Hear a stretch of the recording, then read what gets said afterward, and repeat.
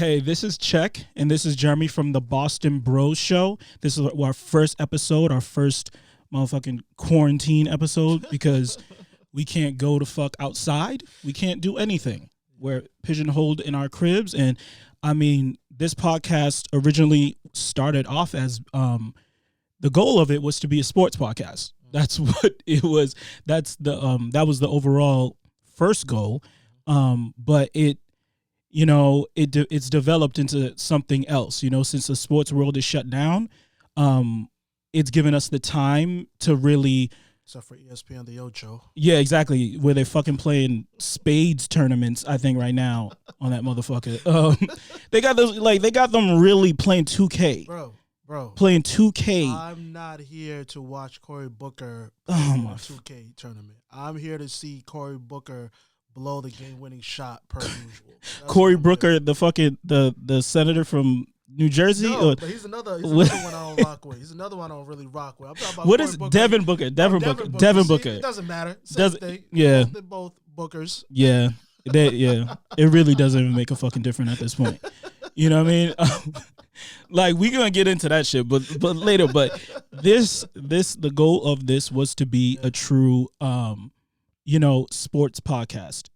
That because it's been something that I've wanted to do for a long time. My original dream was to have a radio station of my own. Like, that was my original dream growing up. I wanted that shit when I was like 20 years old. Because I was sick. It's always like really a lot of my dreams are built off of what I think is missing.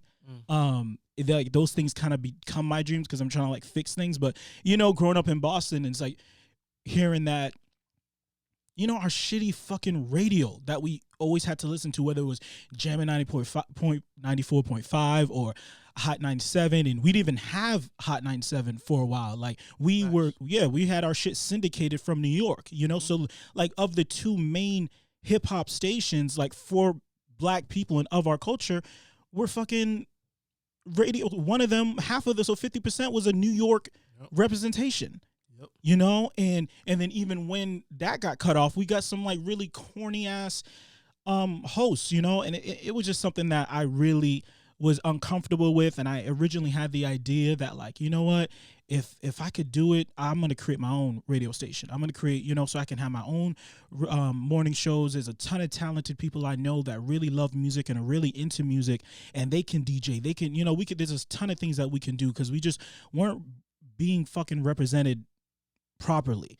And I'm tired of the Jam scams and Ramiro and Pebbles and all this shit. No disrespect. I mean, I'm not trying to. Ramiro. We fuck with you, Pebbles. Yeah, but it's just shit gets corny after a while. And I like. Let me start with some positivity. They're legends. And that's just in the radio spectrum. They're legends. I want to respect them. But it's time for a change, and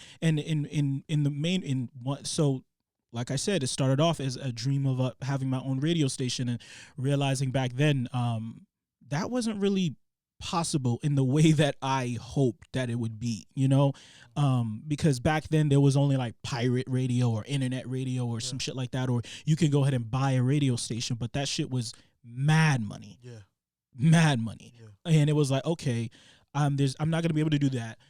Podcasts didn't exist in the way that podcasts exist now. Podcasts, when I was looking into it and all that, when I was listening to podcasts, all it was just audio recordings of TV shows, like sports shows or morning shows or things like that, like things that already existed. There wasn't a true platform. Well, at least in my purview, I'm sure they existed beforehand. With the NPRs and all that. I'm sure they existed beforehand, but it wasn't really in our grasp at that time. And then, since the whole podcast platform blew up, and it blew up pretty quickly, and there's a ton of like really successful podcasts, they still, even with the like, we're 2020, we're in 2020 now, and some people would say that there's an oversaturation of podcasts, but I don't truly feel that way. I feel like Yeah, neither do I. yeah, I feel like there's because at the end of the day, podcasts, a lot of the successful ones, especially ones that are targeted towards us, Mhm. people of color, a lot of them come from people that already had a significant following from like Yep. other things, Yep. you know. They're already Uh, celebrities to yeah, there some were already extent. celebrities, and I'm not trying to. There are ones. I'm not trying to say that it doesn't exist, but there are a few that they weren't celebrities and they built up their families, but they built up their families through other things, like things that weren't truly built off of what the podcast is about. Especially, like I said, the ones that are targeted towards us. Yeah. And so, with that said, I really wanted to create something to create something of my own and something that represented us. And you mix that with the sports aspect of it is we're two black dudes from Boston. Yeah. Like, do Apparently, we we're need? not even supposed to exist Yeah, we don't to the even rest of exist America. to the rest of No America. black people in Boston. Yeah, Boston people, in mass, there is no black people. If there is black people, you're fucking an Uncle Tom or some shit. I don't know what they think of us, but it's like they're really like it's like we're really misrepresented, underrepresented. Excuse me, underrepresented, and um, I feel like this is just a great opportunity for us. Like I see a lot of opportunity, and like I bring it back to like when people said it was oversaturated. I don't think it's oversaturated because I feel like there's a huge pockets within this industry and that are unaccounted for, that are underrepresented, and I feel like we can do that. I feel like we can be the people that that give. I mean, in giving ourselves a platform, we're giving others a platform as well. Absolutely. Like, I don't have this dream for this podcast to just be about us. It's about Boston. It's about representing Boston and representing us in the way that we feel that we'd be proud of, and like I said about sports is along the same lines as radio in Boston. It's the same old guard. Yeah. It's the same old guard.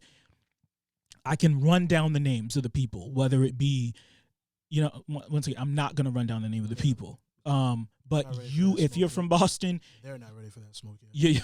Yeah, they know who they are, and I'm really tired of it. And like I said, that is what catapulted me to work on this, to create this, and create a platform for really me and my brother and my boys to talk shit. Yeah.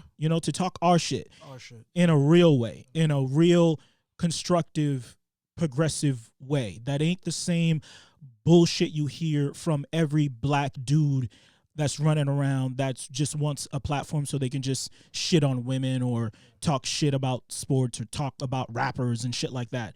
This is not good. We're not going to discuss much rap, not today, but but for the most part, but I've been talking legit for fucking 9 minutes, and I just wanted to give like a real introduction of what this is and hopefully what this can become.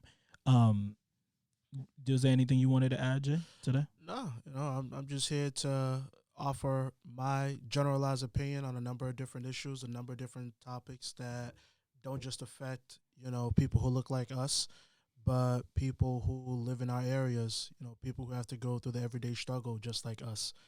Whether you're white, brown, black, green, yellow, all those other colors that don't all the exist. colors that white people use when they want to act like they're not racist. I don't see color. Of course not. But your outfit's matching, so you funny. gotta see something. Interesting. Gotta see something. How convenient. But no, I'm just here to offer my personal opinion, and it is my personal opinion based off of my life experiences. And my life experience is primarily based off of my career as a medical professional. I've been a nurse for over 10 years here in the state of Massachusetts. I'm also a realtor here in the state of Massachusetts as well.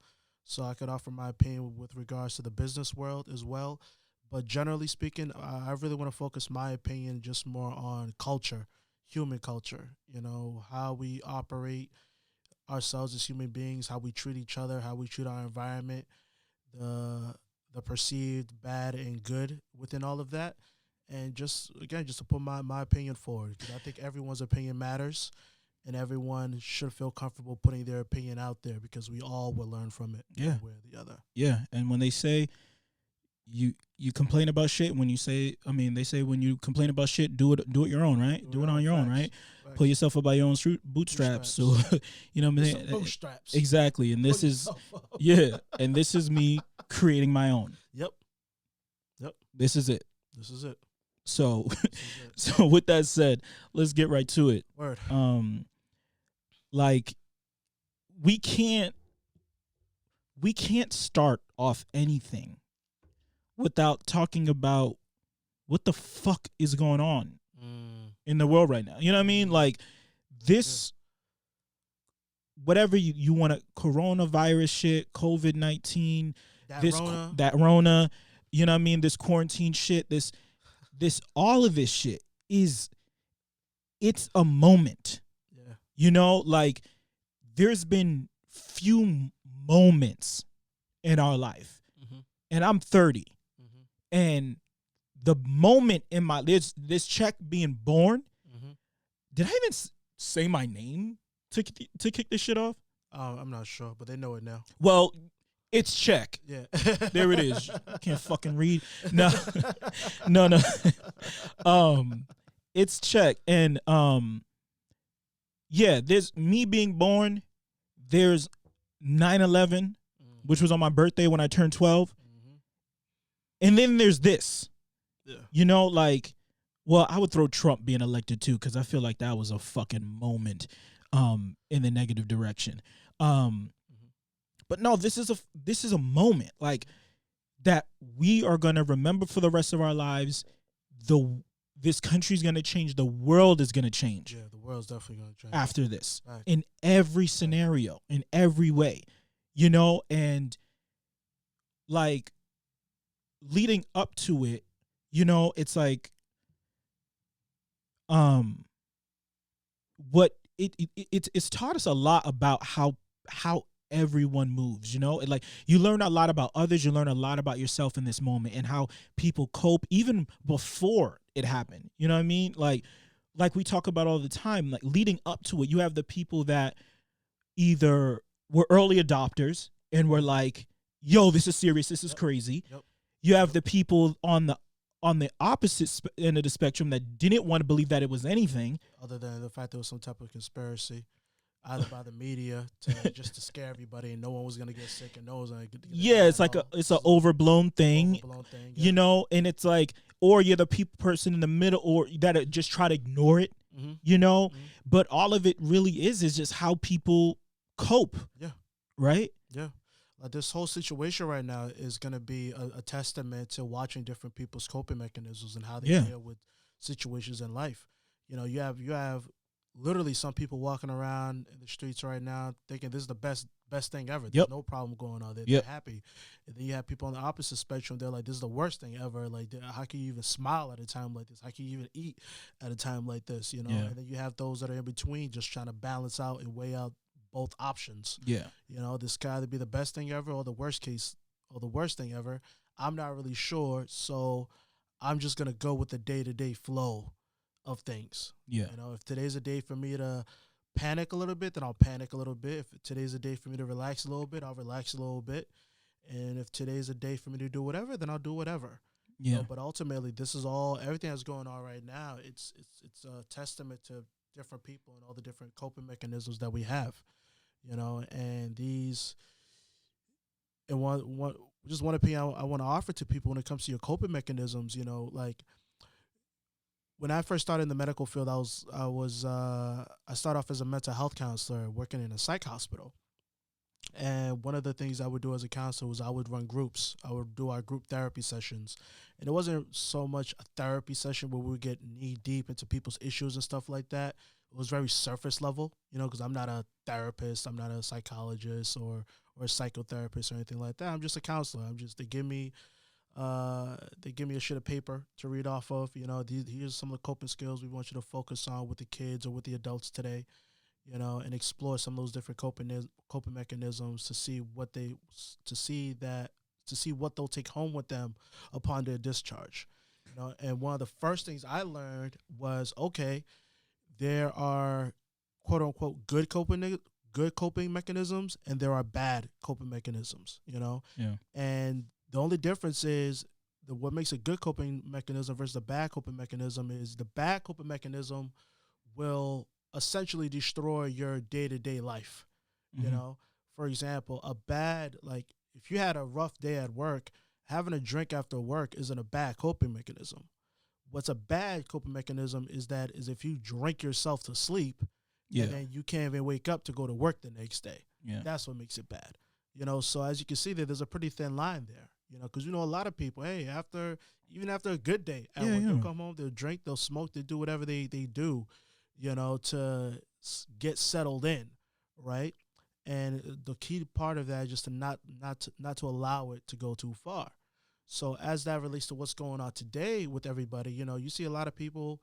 Okay, I'm just gonna Netflix it and chill. I'm gonna sit home and just watch TV. Or watch I'm gonna sit fucking home, Tiger King or watch some Tiger King. fucking Yeah, Ozark. I'm a 2K. I'm gonna Yeah. 2K and neglect all day. Yeah, neglect my children. Neglect my children. Neglect my and my girl. wife. I'm about to go start.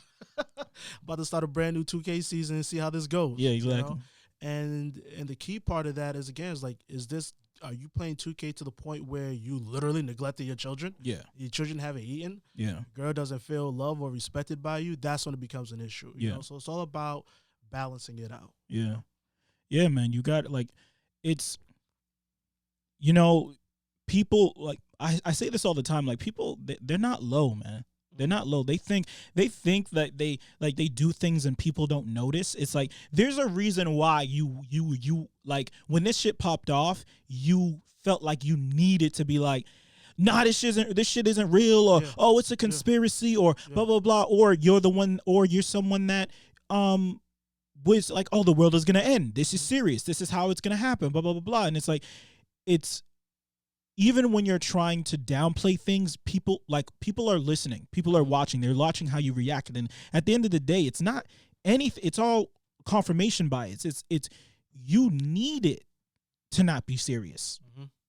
That's what you need. Yeah.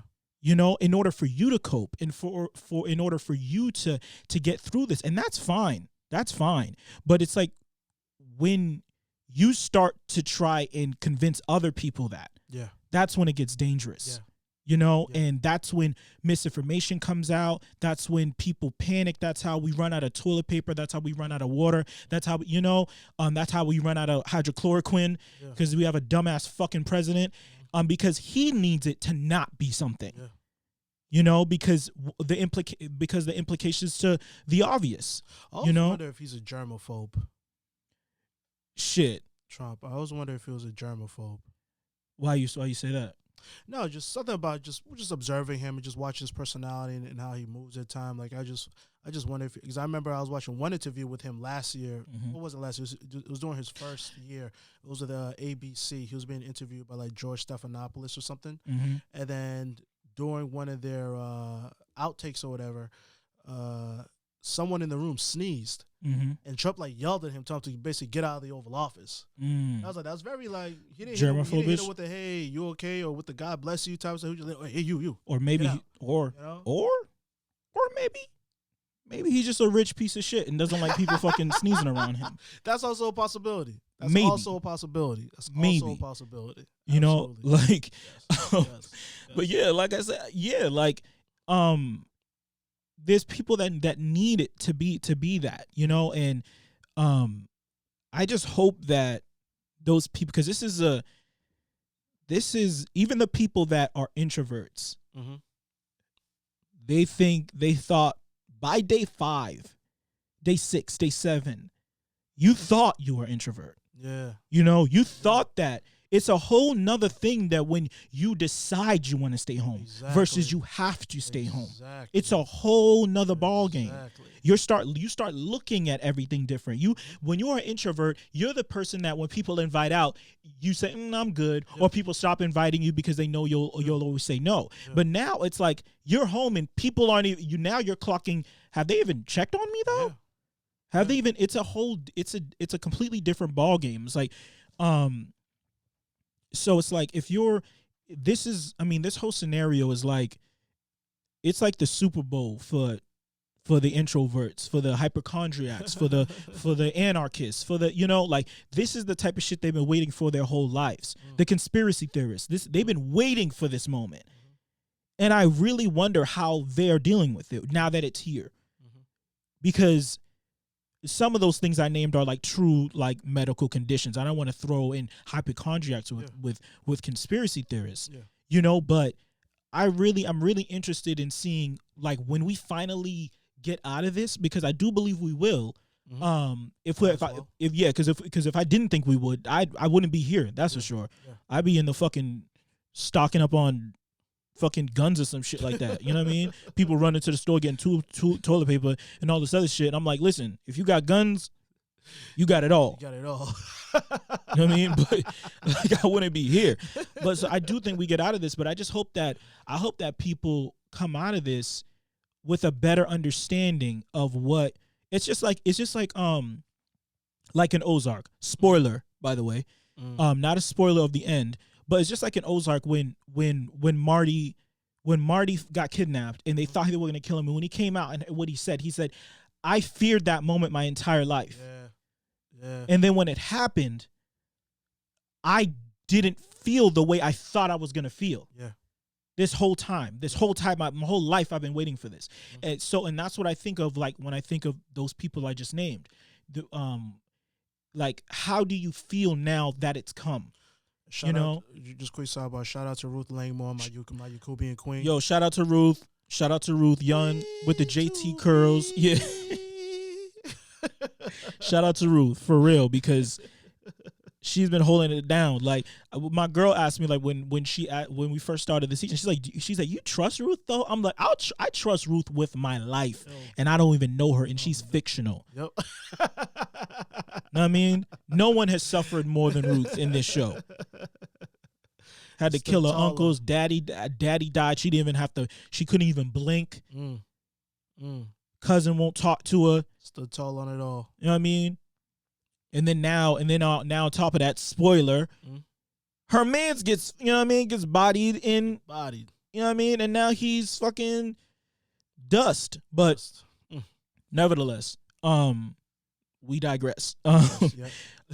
Just to bring it all back, it's like all of this is like how people are coping is nuts. And like, to talk about the conspiracy theory, like, what are the conspiracies that you've heard? Like the top conspiracy that you heard about this whole shit?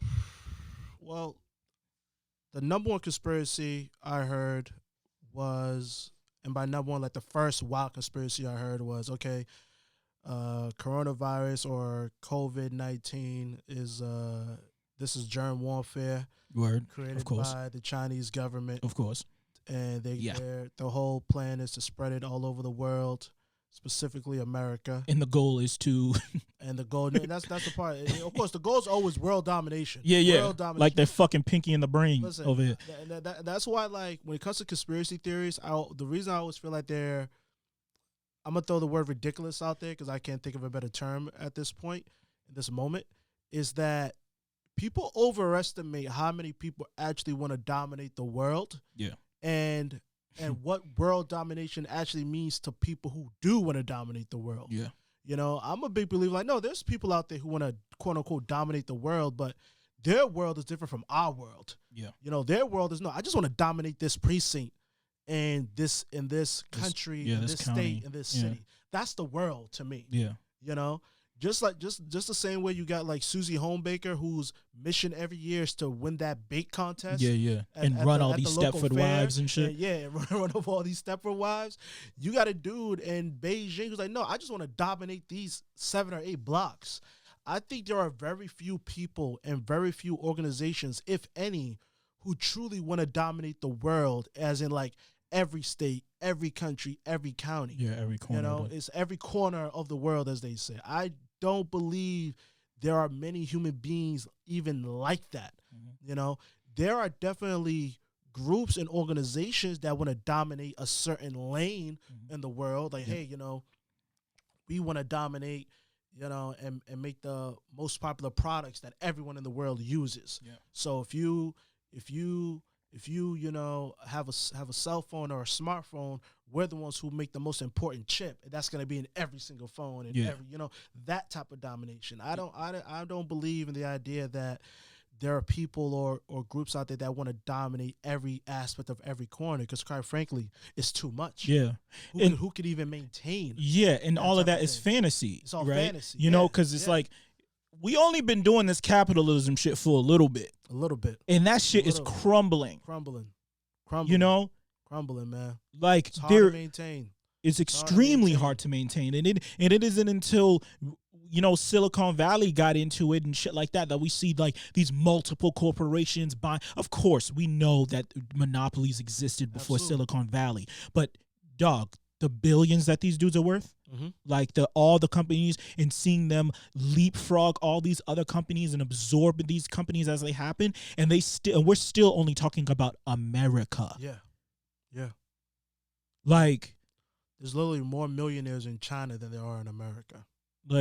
Literally. come on. This is like, yeah, Jeff Bezos, richest dude in the world, but the richest, they'll throw you Jeff Bezos, they'll throw you Bill Gates, they'll throw you Buffett, blah, blah, blah, but they won't tell you the next 30. Yeah, They won't tell you the next 200. yeah. Like, Whose money, chances are, is actually quite longer than the Bezos out there. I mean, this is the money Or- we can just count that are on the books. right, exactly, that are on the books. We don't even know how much Putin is worth. Yeah. People don't even want to tell you, yeah. and I'm not even going to get into it because I don't want to knock on my door. Shout out to you, Pooty Poot. Yo, shout out. Know what I mean, do your thing. Baladun. I don't know nothing about nothing. Don't ask me nothing about VP. Who? You know what I mean? Who? Nah, I don't know. I don't know no Vlad. But hold up, let me just going to vote in November to get him out. Mm-hmm. And that's all I need, Mm-hmm. That's what it is. That's what everybody needs to be focused on. Mm-hmm. So I don't give a shit about that. I don't need to know the daily numbers of how many people have died. I don't need all that shit does is breed more and more anxiety Yes. within people. They just need to know the facts. This is what it is. This is how we stop it. This is what I need you to do. And that's it. I do not need the blow by blow. So how I've been coping with it is just diving my head deep into my work, diving my head deep into this and trying to create this and try to get this off the ground. Like, this affects real people. Everybody, people don't take things seriously until it affects them personally. Mhm. And this affects me personally as a person that, like, it should affect everyone personally, but let me break it down. As a person personally with my own like health history, Mhm. when they talk about, the only people that are dying are old people and people with underlying health issues and blah blah blah blah. Well, do you understand how many people have health issues? Yeah. Young people that have health issues, and also a lot of people don't know they have an underlying health issue until it's fucking too late. Exactly. And there's people that are on, and like, if I was to turn to you and ask you, do you think a person with Crohn's disease is those people that they're talking about? A person that has like rheumatoid arthritis is something that they talk about. Somebody that has psoriatic arthritis. Somebody has asthma. Because those are all of the people that they're talking about. Yeah. And those aren't something that you would associate with a respiratory virus. Asthma you would, of course, but people don't understand it's not just about what is your ailment. It's about how you're treating your ailment. The drugs that they have you on, like for me, for instance, when for my RA, they have me on RA is rheumatoid arthritis. For those that don't know, you could potentially be put on methotrexate. Methotrexate, if you look it up, do your Googles, is a drug that is an immunosuppressant. They give it to a lot of cancer patients. You don't have cancer. They give it to a lot of cancer patients or people that have overactive immune systems, and that's what people that have already have. They have overactive immune system. It's to suppress your immune system to get your healthy cells to stop attacking healthy cells. So what happens when you're on methotrexate and a deadly virus sweeps through? Yep. the nation, and you're on immunosuppressants when everyone and then you have people, oh, it's only killing people with compromised immune systems, like, you know, and they're just not, they don't know, but they're just like spewing bullshit. And then when you have the president, I'm sorry, no, go when ahead. you have the president, another drug that people with RA have, that the people with RA that are given sometimes, or they're on a cocktail of, you know, I can throw out the whether it's prednisone or this, that, and the third, but it's hydrochloroquine. Yeah. And what the fuck happens when the president of the United States tweets out or says in a fucking press conference some shit that isn't confirmed and says, oh, they've been using hydrochloroquine to help? What does that? What do you think that does? You understand that the president is like the CEO of your company, right? Yep. He controls the stock. Yep. He says some shit like that. What do you think people are gonna do? The first thing they're gonna go do is go grab up all the hydrochloroquine they can get. And where does that leave the people that actually need it? Mm-hmm. That's how people die. Yes. You know? Yes. So how I've been coping with it, to answer that, is just trying to ignore the noise. Yeah. And just keep my hands clean, stay quarantined, don't interact with people that I don't need to, and shit like that. And you know, and just fucking binge Ozarks. That's, you know what I mean? Yeah. And try to like, and yeah. That was a good day and a half. Yeah, exactly. Now I'm fucking, and it's like, and that's another thing. It's about like when people, it's like interesting because I don't mean to go on a tangent, but I just want to get this one point out because I've already talked about like how my like health, whatever shit.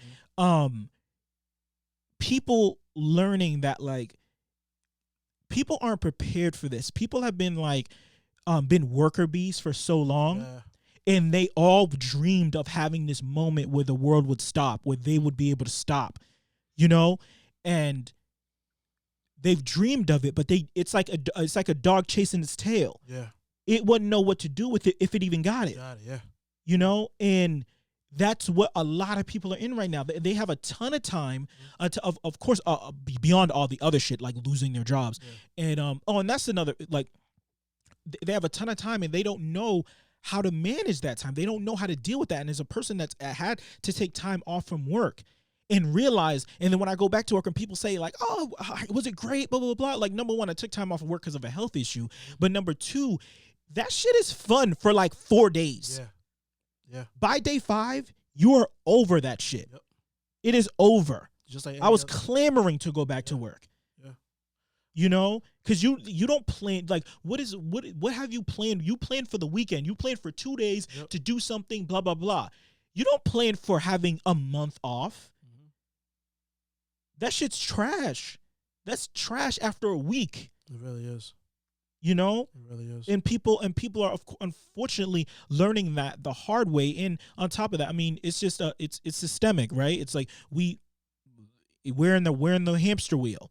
We don't know what it will be like to get off. Yeah. You know, and then that anxiety, like, oh, I thought I was gonna, like, if I always just used to say to myself, if I had more time, I'd do this, I'd do that. And now you got the time and you ain't doing none of it. Yeah. Because a part of it too, and that's scary. It's the withdrawal symptoms. Yeah. Right. You know, anytime you stop taking a drug, and in this, for the sake of this conversation, the drug is work. Right. You're used to working 5, 6, 7 days a week, 40 plus hours a week, you know, and then all of a sudden you're not working anymore. You go through withdrawals and your body's like, what do I do? Yeah.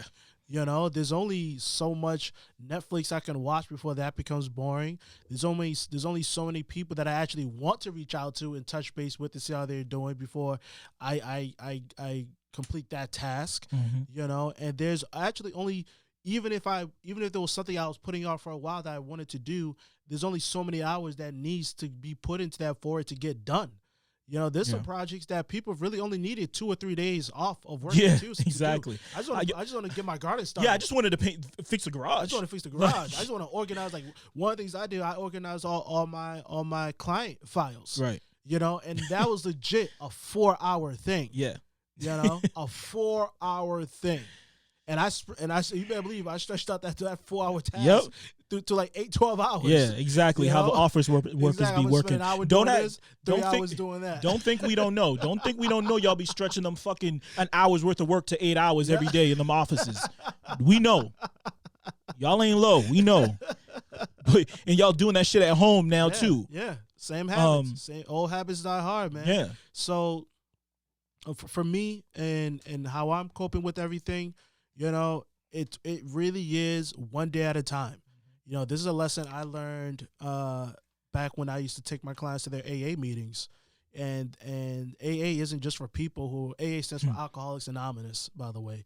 But the skills that you learn in AA, they are real serious life skills, whether you're an alcoholic or not. Yeah. I was 18 years old in those groups with those guys, watching them go through it. I'm like, oh, this is actually valuable information. Right. You know, learning the like, I wasn't taught how to apologize to people and how to really take responsibility for negative actions that I've done to other people until I was sitting in those therapy classes with those guys. Like, oh, that's how you apologize? Yeah. That's how you process other people's emotions and take a step back to think about what you've done to this person that could have affected them in a negative way.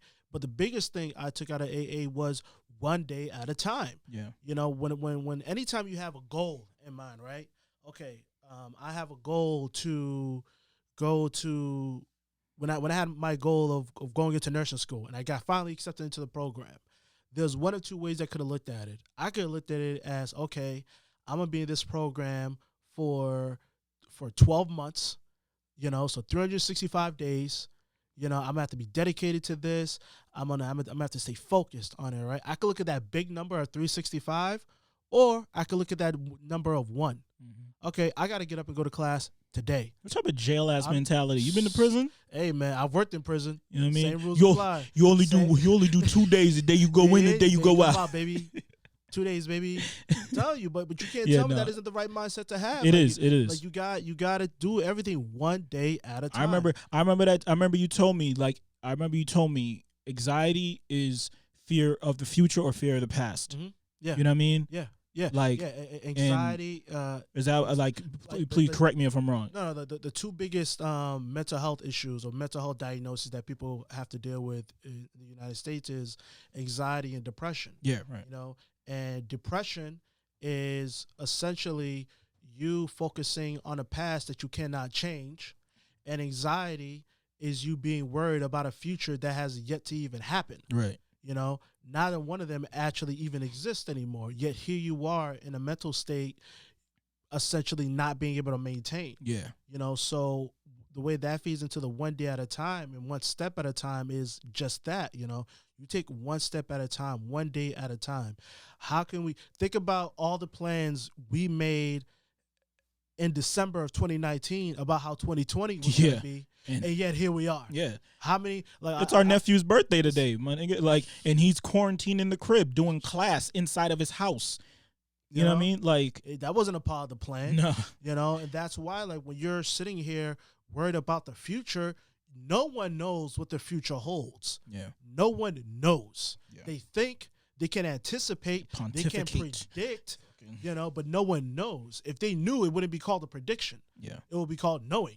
You know, and nobody knows. So it would, you know, behoove you to have a better attitude about things. And I don't want to use the word better. Or it would behoove you to adjust your attitude about things and look at it from a perspective of, like, you know what?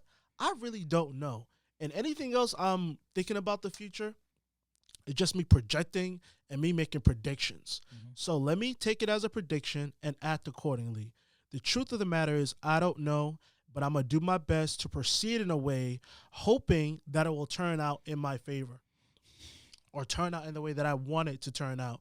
That will hopefully be beneficial to me, my friends, my family, etc. Yeah. But ultimately, the way I've been coping with everything is to take everything one day at a time, relying on my skills as a nurse. The only thing... how many times you going to name drop you a nurse, man? Hey, man, I love it. I love it. I love it. No, I love it. It for me, it's just like... taking all that training and putting it in day to day now. The only thing that's irritating about it is, like, for me, I feel like I haven't been off of work in weeks. Yeah. Because I no longer have that benefit of coming home and decompressing and everyone's chilling. It's like, no, I'm coming home and people are still going through this. Yeah. Yep. And Yep. shout out to all my nurses out there, the doctors, the CNAs, the Shout out janitors, to everyone who's the working in hospitals and CNAs clinics, man. and the janitors. Not disrespect the doctors and nurses. No, absolutely not. But they, for all of those, the things that people are putting masks and gloves on for and all that shit, they are the ones that are going to have to touch those things. Yep. They're the ones that are going to have to come into direct contact with those things. Yeah. And those are the people that are getting paid the less. And those people are where we come from. Yeah. You know what I mean? Like, Yeah. legit, like, and that's a perfect way to segue. I mean, not segue, but kind of go back into it. It's like how we're all coping with this and how we're all dealing with this is we're Black, we're Haitian. We come from a Caribbean background, i.e., we are a working class family. Yep. And not all of our parents got to go to nursing school like their daughters. Not all or got to go to engineering schools like their sons or whatever the most common thing that a Haitian male job is. I don't even know what it is. But a lot of them are in working class jobs. A lot of them are housekeepers or CNAs or this, that, and the third. Cab drivers, all of them being directly affected by this, and not only in that, not even just in that scenario, but just how our parents are coping with this, because we all have parents that at this point are a little older. Not all of us, but some of us do, and if you're listening, I'm assuming you probably do, and if you have immigrant parents, the one thing that they know is work. That's all they know is exactly work. And if I ain't working, I ain't living. You know what I mean? Or I'm slipping, or I'm not doing enough to take care of my family. This, that, and the third. That's what their identity is completely based on. Yeah, their sense of self-worth. Their self-identity is my job that I do every single day. I don't take no sick days, nothing. I'm there 24/7. It becomes their identity, and then let them have a job where in an industry where they sent them home now. And now we got our parents walking around like the motherfucking Walking Dead around the house because they have their sense of identity is gone. Yeah. They have no idea what their plans are. Excuse me. They have no idea of what they don't know what life after retirement would even look like.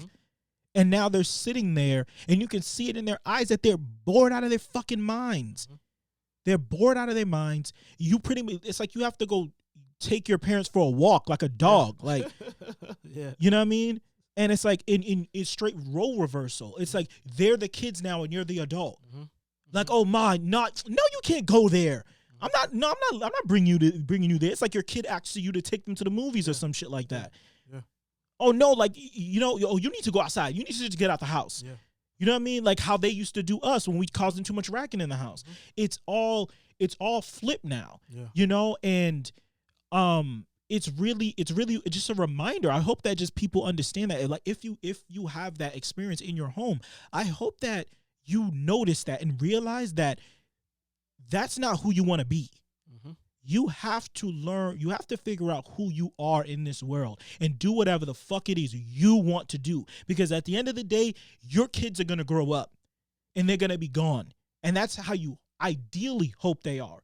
You ideally hope that they aren't just stay up under you. But I know to a Haitian or a Caribbean mother, they would stay right up under you their entire fucking lives. But you're not going to do that. So you have to figure out, you cannot be out here making your whole kids and your work your world. Yeah. You cannot do that. There's got to be a better balance there. You know what I mean? Because Lord willing, you get to become 65 years old and you get to retire and you live for another 25 years. Lord willing.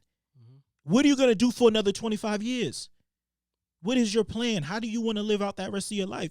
So it's like, man, like boyfriend at home, I'll tell you that. Yeah. I ain't going to fly, mom. You know what I mean? Don't bring no nigga in this house. You know what I mean? Like, tell you, boy. But it was a tragedy. Yeah, but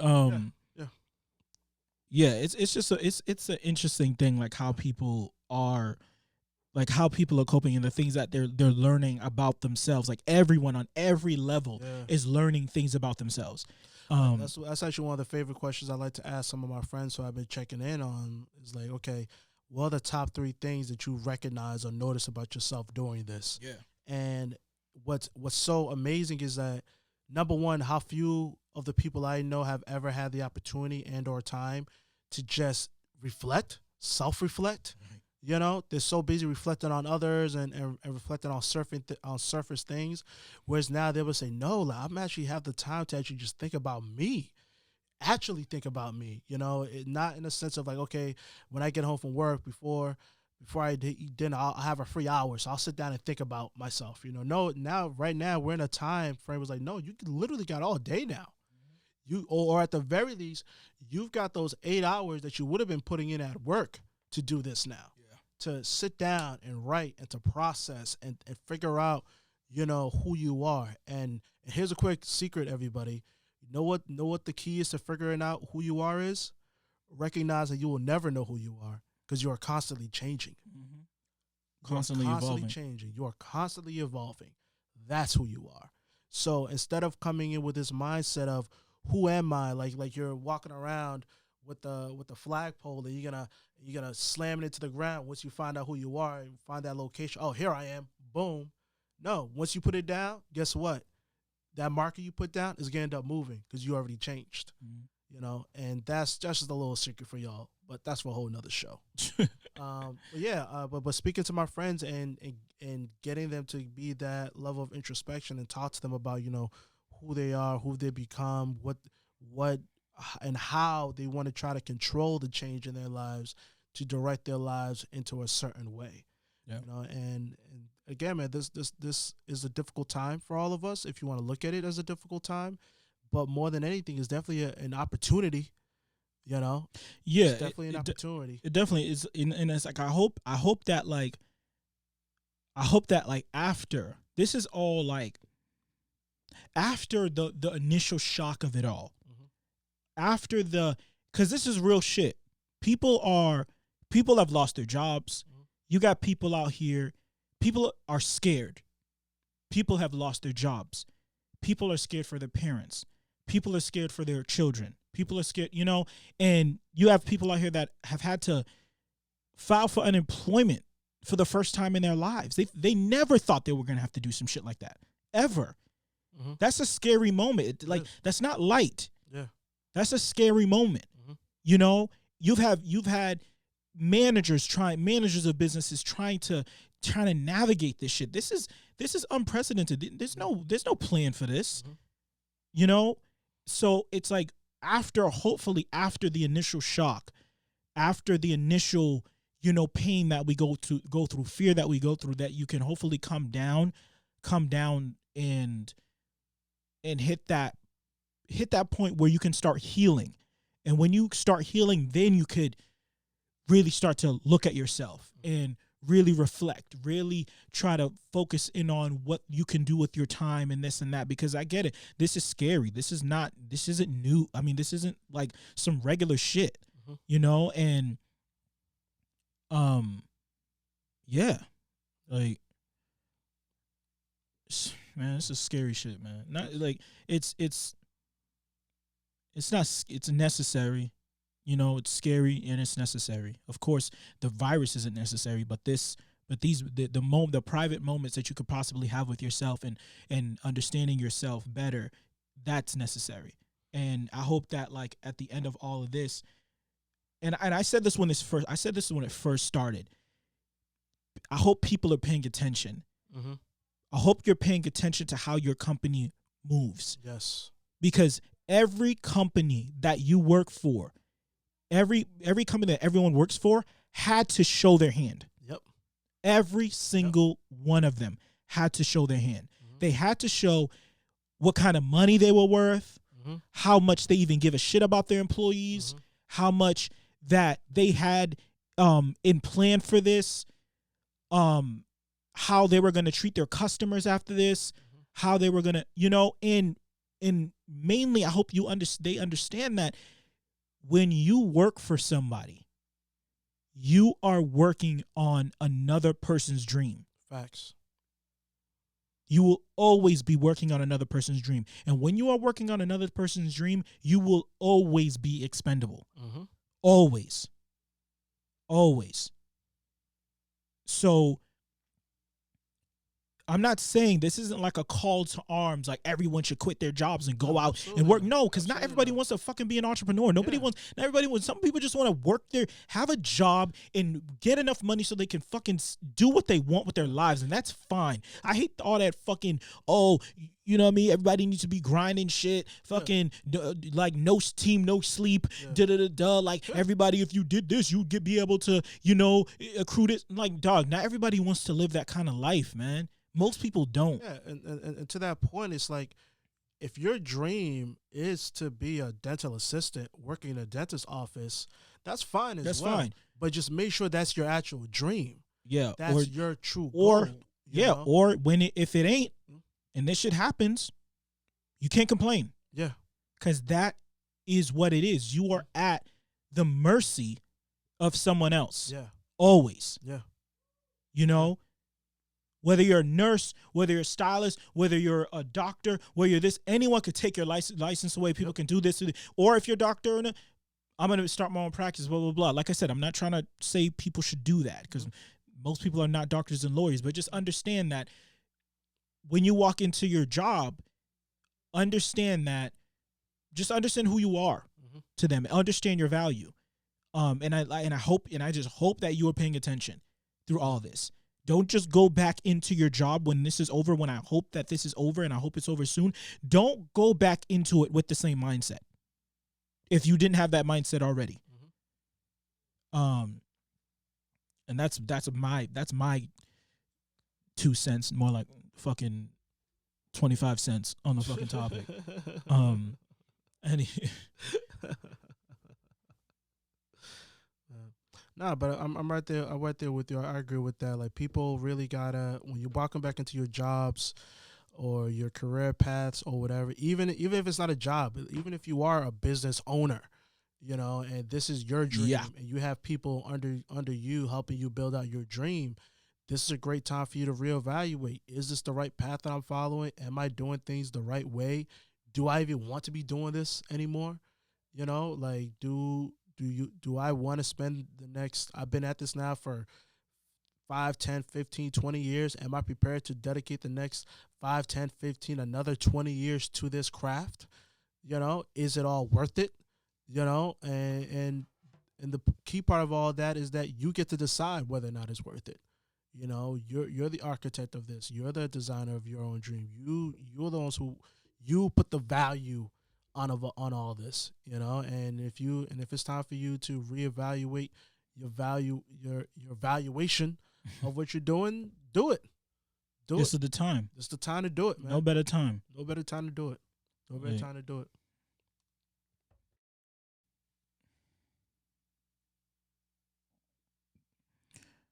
All right. So, lastly, since we're all right, so we got the quarantine out the way. That the quarantine, all of this shit is like we can go further about this shit, like on all of those topics, like, but of course we had to address the quarantine, you know, and the state of the world. Like I can't imagine any podcast that or any form of media that can address this. Like the entire world is addressing this or trying to fucking navigate a way to address it and try to still make money off of it. And you know what I mean? Gotta make that money. Yeah, because you know we know the industries that are making a fucking a killing, to say the least. No pun intended. That are making a killing. So, but one company that is not making a killing, and it's wild to see them flail like this, fucking flail like this. It's sad because we grew up with this shit like so bad. Is ESPN? Oh, okay. Yeah. ESPN in all fucking sports outlets, every single one of them. Like people don't understand. Like, I just want to say this: sports in America is major. It is major. It's not your man like sitting here just watching his little basketball or this, that, and the third. No, this shit is major. Like, do you understand how many jobs are created off of the sports industry? Not just the ones that work directly for the teams or something. All the offshoots of media. Go to ESPN. Like, this is like, there is no other sport. There is no other media company that is so at the will of us than sports. Yeah. You know what I mean? Because the movie industry, TV shows, they can run back their old shit. They could, or blah, blah, blah. But they live off of live sports. They need new and more new current content constantly. Yep. Throw my 3 C's out there. And now they're sitting here and they have nothing. It's sad to see, man. It's sad to see, to watch them. All of a sudden, WWE is getting more clout. Yo, WWE is getting more clout. On mad ESPN. clout. Even though I feel like the UFC deserves more clout, but I'm sort of happy to see them getting more clout. But the UFC, they're getting more clout now on ESPN. But the saddest part is, like, when I legit thought it was a joke when I saw, Kevin Durant leads the Players Tournament in the 2K. They sent an alert for that. I was like, on my phone. I'm like, what? 2K20 tournament? Like, oh, they're getting the players to just record them playing games now as content. And they just live streaming it for the world to see. Hey, listen. And these dudes ain't even playing with their teams. I'm thinking, because my first thought was, get all the players together, have them play their player. Yep, play their position and or everything. Some shit. I know EA Sports. I know 2K Sports can get it together somehow to have the bench warmers to sit there and be on just waiting to get called in. Still ain't getting no minutes. I'm not trying to see Kevin Durant play as the Timberwolves versus Devin Booker playing the Heat. You hate to see it. What the fuck is this shit? You hate to see it. Like, and it's like I said, it's officially ESPN the Ocho now, man. Yeah, like I went in to watch, the dodgeball tournament pop up on there. Yeah, some backgammon. Yeah, all types of shit. We playing spades, baby. We playing spades now. Let's go. Let's get them. I'm waiting for it. But but on the flip side of it, I'll give kudos to them for the effort. Hey, it's sports, right? Yeah. It's sports, and we're giving you what we can give you. Yeah. Like fuck it. We about to broadcast high school basketball games now, like 24/7. We're really about to broadcast these tournaments. For me, the saddest But there's part, no even tournaments going on. There's no tournaments going on. Not every tournament's going on, man. They can't even do the shit. Like, I seen the highlights. Yeah, I seen high school I seen the wrestling shit the other night. Yesterday, it was WWE with no fans. Yeah, that's so sad. That is so sad. I myself haven't watched any of these no fans entertainment things because for me it's like the reason why I watch it is because of the fans as well. See their reactions. Let me ask you this: if the NBA has to come back and there's no fans, I'll watch it. Yeah, I'll watch it. I'll watch that. Yeah, but I'll definitely watch that because here's gonna be the true test to all of this. Okay, because here in America, every single sport is an appetizer to the steak. Yeah. And the steak is the NFL. Yeah. The National Football League. Hey, LeBron, I love what you do in the NBA. Tiger, I see what you're doing in the golfing. Red Sox, y'all already know what time it is when it comes to me and the Red Sox, okay? Right. We already know what time it is. I love y'all. But let's be real here. I was so amped just to see the Patriots airplane on the tarmac when they were delivering a mask. Let's fucking go! I was having flashbacks. Word. Is a team on there? Oh, you gave some mask? It was nice to see. It was nice to see. It was nice just to see the plane in action. Yeah. Because I know. Listen, we're NBA fans as well. Diehard Celtics fans, all that shit. But you have to understand when you talk NFL, you're talking big boy shit. Big boy shit, man. And on a day of the week. Exactly. The NBA had to postpone their season, blah blah blah. But I promise you this: NFL ain't postponing shit. Ain't postponing it. They're still And- they was still, up until this yesterday or still last doing the month. They were draft. still on like, yo, the draft's still gonna be live. Yeah. We're gonna have people in there. Yeah. Yeah. Like what? And What? and I don't mean and the thing is, and the key thing is like I don't mean that just in the sense of like revenue, because Yeah. yes, it does mean that in sense Yeah. of revenue, but mainly because the owners in the NFL and the owners in the NBA are different. Very different. Very different. The NBA has a lot of new owners, a lot of new money, Oh, exactly. et cetera, et You got cetera. old money versus new money out Right. here. The Yep. NFL is old money. Old oil Old, yeah. Straight up. Old steel Barons. money, old baron money. barons. You know what I shoe mean? barons, steel barons, oil Right. barons. They, you know what I mean? Like they got old money and they have old money influence. Yep. You know? Yep. And who do you think is in Trump's ear Yeah. to get this shit fixed quick? Yep. You know what I mean? And I know that, and you want to say these people are the politicians are puppets for the corporation. Well, the NFL is a corporation. Yep.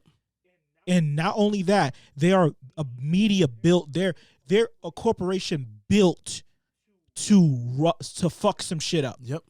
They have the ground troops. Yep.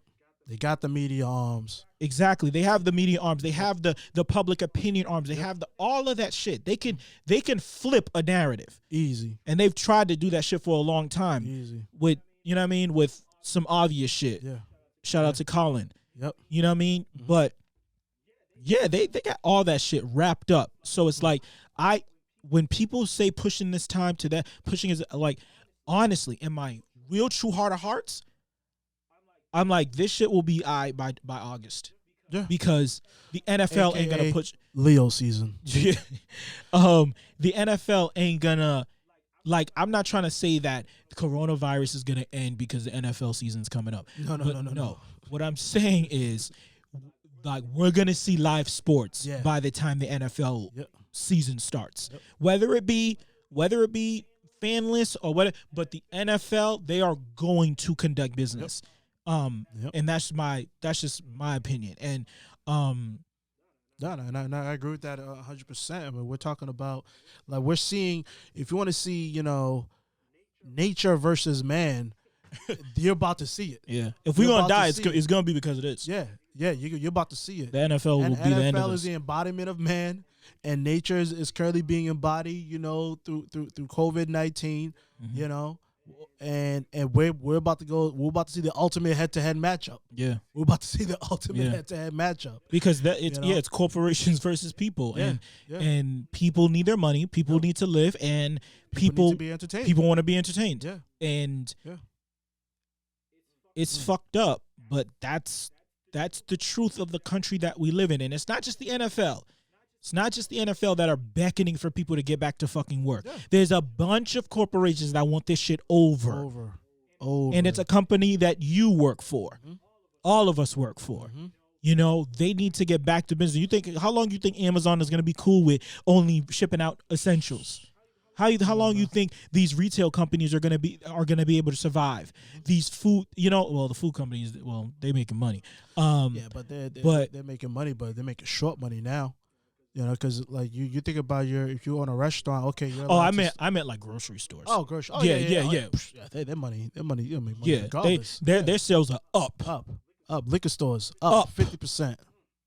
Gotta love it. Like, Gotta love it. I mean, nothing like a panic to a worldwide pandemic to up your quarterly, to make the investors happy. Yep. Send some dividends out. Yep. Yeah, like there's a lot of these companies, man. They want this shit over. And ESPN, which is Disney, Yes. wants this Yes. shit over. Over and done with. Over. Because there's another aspect. We got movies to put out. We got games to show. We done paid the Disneyland NBA. is closed. Disney dog. Disneyland, Disney World World. is closed for business. No. Movies cannot be produced. Shows Dog. cannot be produced. Do you understand? Like people remember, and also, remember when the writer's strike happened? Yeah. And how many shows literally had to end And because of the writer's strike? Yep. Do you know how many shows are not gonna survive this Yep. shit?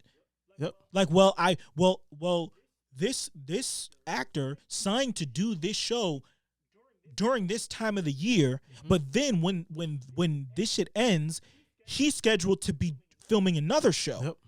Yep. So, or another movie, or this, that, and the third, and now he can't do it. He or she can't do it anymore. Yeah. So, it's a wrap. That season is you're gonna see that season in 2 years. Yeah. You know what I mean? This is on some Rick and Morty shit. Yep. Like, you're getting a season every 2.5 years now. Yep. Because of scheduling and because all this shit, you know. So everything is this is all bad news bears, honestly. But yeah, man. Hopefully things are back together soon. Hopefully we get some fucking sports. I didn't realize how much I needed sports. Like of course I'm like, I love sports. I love it, but I didn't realize that how much it would affect my day. That like I'm coming off of work and I'm like, oh, I know there's a Celtics game about to catch the set. At least that, you know, I'll catch it from the second quarter on. Blah blah blah blah. Now it's like, nah. Because it's all about entertainment and what your avenue of entertainment is. Live entertainment. Live entertainment. You know, like, because that's what died. Everything else is. I'm tired of making decisions every time I like. Oh, check. Well, do you want to read a book or do you want to watch this on your iPad or I want to watch the Celtics? Yeah, I want to watch something live. I don't want to think about. I just want to turn it on and be able to walk out the room and come back and not be like, oh shit, did I miss something? Like, and that's why I understand why cults are fucking formed, man. Like we say, like people get tired of thinking for themselves. Like I've always championed for the fact that Netflix should have a function that once you click into Netflix, it already starts playing something that you already like. They already have the fucking algorithms. Just play some shit you already like while you're scrolling through trying to find something. Because 9 times out of you always end up like you got the, you know what I mean, you're eating and you're like, yo, I'm trying to find something to watch while I'm eating, blah, blah, blah. But by the time you're done eating, you haven't found anything. Listen, like, just play something. You play something with no commercials, but I know like the algorithm, they have to know what people chose to show what we should re-up or renew. But fuck all that shit. Y'all are making money hand over fist. Shout out to Blockbuster. Y'all really blew it. Yeah. Y'all really blew it. Yeah. Y'all really blew it, man. But Arthur Blank's pockets are straight. I mean, he gonna be all right. He gonna be all right. He gonna be all right. I'm pretty sure it's him because I know he owns Home Depot. I thought he did Blockbuster too. I think he did Blockbuster as well. I'm not positive. Yeah, but either way, he still got that Home Depot money. Yeah, pocket straight. He got that 28-3 Atlanta Falcons money. All right. Exactly. New stadium. All that shit. Hands on the hips. Yeah, nigga. Nigga coming down from the press box. Huge mistake. Huge mistake, Arthur. But shout out to you for, you know what I mean, for drafting Vic and shit. I fucked with you, Arthur Blank, but you gotta have to hold that ATL, L. man. We love y'all out here in New England. No harm, no foul, right? We cool, right? Well, yeah. Anything else you got to add, man? Nah, man, that's it. All right, man. All right, man. We out. Peace out.